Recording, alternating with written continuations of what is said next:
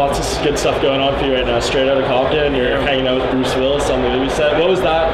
What that for? The Bruce Willis picture. I saw you tweet that out. Bruce Willis was for a movie called Going Under. They just wrapped it, so it'll probably be another 12 months for that come out. You know, sometimes you get, you know, called in to do a movie. I was called in to do stunts, and I saw Bruce Willis, I saw Wood Harris, I saw John Goodman, but you don't, you know, usually that's the dialogue, they call it first unit. I'm usually on the second unit action part, so I didn't expect to meet him and see him, but I was right there sitting next to him, and it was one scene where it was just basically us.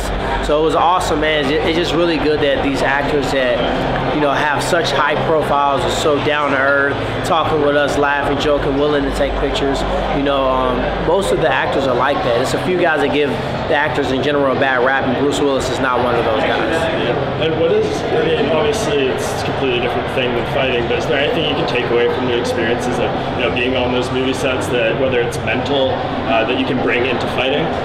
You know, really just being a white belt again. You know, you don't go into it as I'm a UFC fighter, I'm ranked number 3 in the world. You go in there, hey, you know, you gotta have great set etiquette. That's how you get rehired. You don't know everything. You do exactly what they tell you. You know, you're on time. You know, if they're looking for you, you better be right there on the side. So really just learning that in everything in life, you gotta be willing to start from the bottom and work your way up. And that's the most, probably the most profitable thing I learned from the movie industry. And I mean, speaking of that, you worked your way up. It seems like you're in a #1 contender fight now. Winner of the fight with Hendricks, probably gonna get a title shot. How happy were you that when you finally got that fight, they told you it was happening in Houston? Because I know you're campaigning for it for a long time. I'm really just excited about the fight. You know, whatever comes after. You know, I'm not really thinking about that, to be honest. You know, you got to get to a point in your career where you got to start loving this again. You got to want to fight the best guys to prove you're the best. Whether it's in a world title fight or not, Johny Hendricks can arguably say he's the best welterweight in the world. And if I beat him, I can have the same argument. So that's really my focus. It's not about the title shot, because those things are all, you know, it's all relative. You know, things have to line up for you to get that. And me focusing so strongly on that can be distractive. So focusing on Johny, really easy, tough opponent, can knock you out, can wrestle you, can go 5 rounds pretty well. And I think that's enough to keep me focused and training hard. Yeah, and you mentioned yesterday how, you know, when the wrestling incident first happened back in 2005, you were pretty emotional about it. Yeah. You seem like you've kind of let that go at this point. Yeah, I'm good. Was that difficult for you, or, you know, once you're in there with them, are you gonna? Do you think you're gonna get any of those feelings? Like, I really.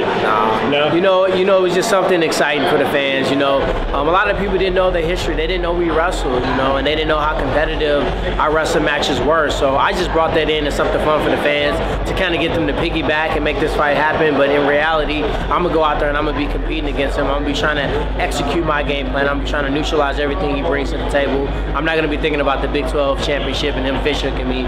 So, you know, that was just something fun for the fans. I'm really over it. I knew I was over it when he called me and they wanted me in his training camp for Georges St. Pierre. And I said yes, and I was on my way flying down there. The last minute, boom, they said, hey, we want you to fight Koscheck. So things changed for me, and I needed to train with guys that are, you know, similar to Koscheck and not a southpaw like Johny. And that's the only reason I didn't go and train with Johny. So when I knew I was gonna go and help him, I knew I was kind of over it, and that situation was in the wind. Interesting. Who do you think has brought, you know, transitioned their wrestling skills better into MMA? Because it seems like when you take a guy down, you're a lot better at controlling them on the mat. He seems like, you know, he is more volume with his takedowns. He'll take a guy down, they'll get back up, and take him down again. What do you think is more effective in that sense in MMA? I think when you get a takedown, you have to present some damage. You can't just take a person down.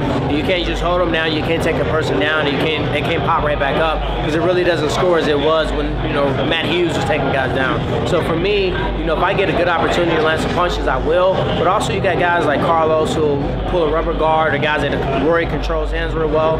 You gotta pick your battles. You can't be overexert yourself trying to ground and pound somebody out, and you can't get a clear shot and get open. Sometimes I will get on top, and if I know that it's hard and I can't get a good shot, I'll let them bring us back up, because I'm as comfortable on my feet as I am on top. So that's the luxury of just training hard and being ready for any position. Yeah, and your game's come such a long way since, you know, your days in Strikeforce. You know, what's been the most difficult part of this progression? Because, you know, it seems like you just said you're as dangerous on the feet as you are on the ground now. Has that been a difficult, you know, transition for you, or is it just a matter of, you just have to get the hours in the gym, the rounds, and all those things? It hasn't really been a difficult transition. It's just basically taking your lumps. I had to present myself with certain adversities, training with world champion boxers, and being willing to get your butt kicked. And times I wanted to exit the round and find a reason to get out. No, I can't breathe. All my headgear's messing up. Oh, can you lace my glove up? And having those coaches say, no, brother, you got to stay in there. And just really enduring that and staying in there. The same thing with grapplers, or I got 3 or 4 wrestlers I wrestle with now that can beat me in wrestling. So when you keep having that anxiety within the training facility, then when you get into the octagon, it reduces the anxiety. This guy can't strike like this world champion boxer. This guy's actually not as good of a wrestler as this guy I've been having a training partner. This black belt jiu-jitsu guy that I'm going against, this guy has nothing on him. So when you present yourself with that anxiety and that fear within training,